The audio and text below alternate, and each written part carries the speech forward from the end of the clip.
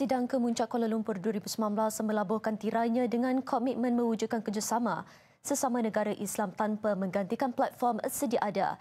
Sepanjang 4 hari berlangsung, Sidang Kemuncak itu berjaya mencerap idea dan saranan terbaik untuk negara-negara Islam bangkit dan mewujudkan blok sendiri tanpa pergantungan kepada kuasa besar. Dan selaku tuan rumah dan pengerusi persidangan Tun Dr. Mahathir Mohamad melihat penggunaan dinar emas serta sistem barter perlu digunakan dalam perdagangan sesama negara Islam. Bagi mendapatkan perincian ucapan tegas itu, kita terus sahaja ke Pusat Konvensyen Kuala Lumpur bersama wartawan Azrina Amir Hamzah. Jadi Azrina, adakah saranan Perdana Menteri itu mampu mengukuhkan kadar mata wang serta meningkatkan kekuatan ekonomi tanpa terlalu bergantung kepada sistem mata wang barat? Silakan.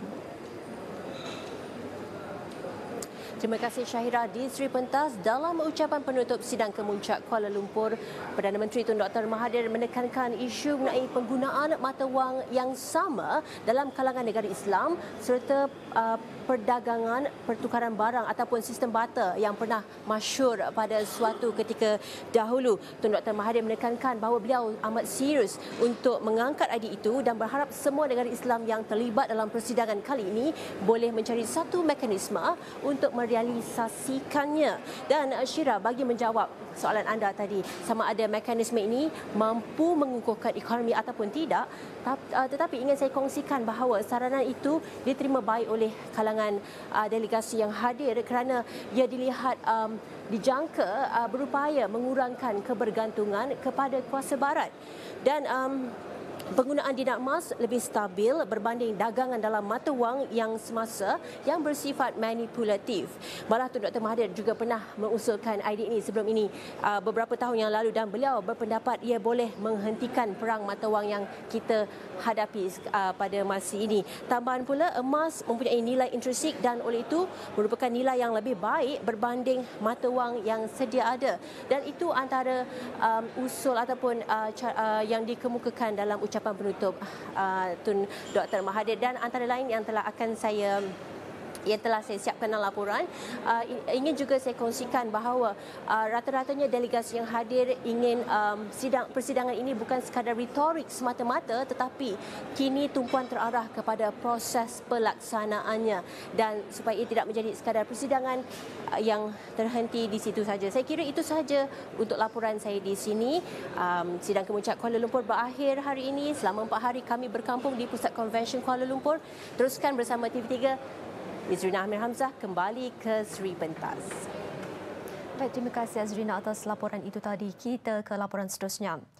Dalam pada itu, Perdana Menteri turut menyuarakan kebanggaan apabila sidang itu menyaksikan 18 pertukaran instrumen berjaya diadakan. Ia meliputi pelbagai bidang seperti teknologi tinggi, kerjasama media, keselamatan makanan, kepimpinan belia dan program pertukaran.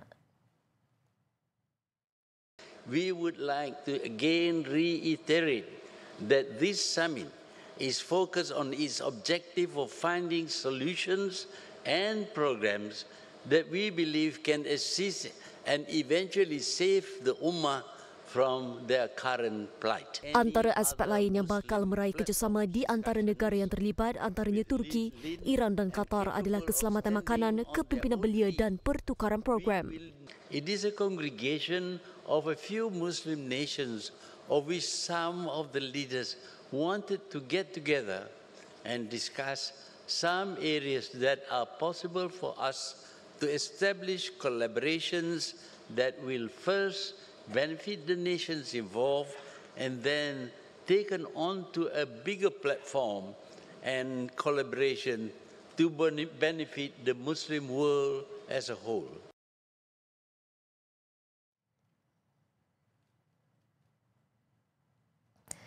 Dalam titah perasmian penutupan sidang kemuncak itu, Timbalan Yang di-Pertuan Agong Sultan Nazrin Muizzuddin Shah menyeru agar negara-negara majoriti Islam seluruh dunia mempergiat usaha membantu umat Islam yang diusir dari negara mereka. Titah baginda komuniti dunia Islam mempunyai tanggungjawab penting untuk menghulurkan bantuan kepada saudara seagama yang menjadi pelarian di negara asing menteladani kisah Muhajirin dan Ansar. Daripada 26 juta pelarian seluruh dunia, 10 juta pelarian datang dari negara-negara majoriti Islam termasuk dari Palestin, Syria, Afghanistan dan Iraq. Realitinya, negara-negara Islam masih belum melakukan secukupnya dalam membantu memberi perlindungan dan membela nasib golongan tersebut. Meskipun Turki, Iran, Jordan, Lebanon dan Pakistan telah menggerakkan usaha menempatkan jutaan pelarian di negara mereka, banyak lagi yang boleh dilakukan untuk matlamat itu. But the Muslim world could do much more, particularly as it develops and grows in wealth and power. Many Muslim majority nations are more affluent now.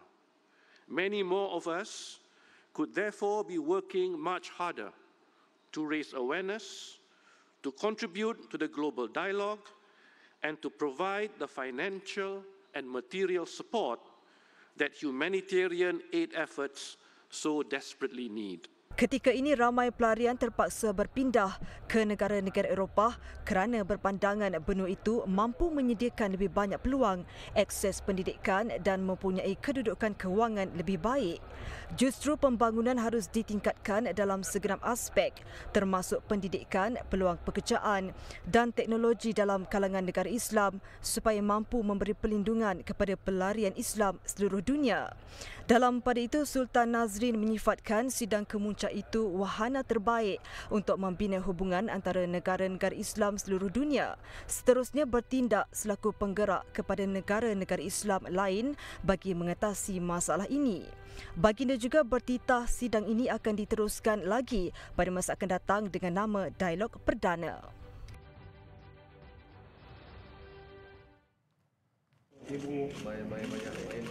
Dalam pada itu, Sultan Nazrin turut melawat pameran yang disediakan.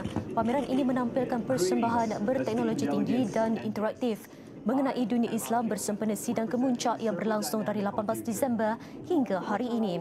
Baginda membuat lawatan kira-kira sejam di pameran itu yang melibatkan pelbagai agensi berkaitan kerajaan dan juga sektor swasta. Antara yang mencuri tumpuan adalah robot Human Aid Sophia di gerai pameran Serba Dynamic Holdings Berhad.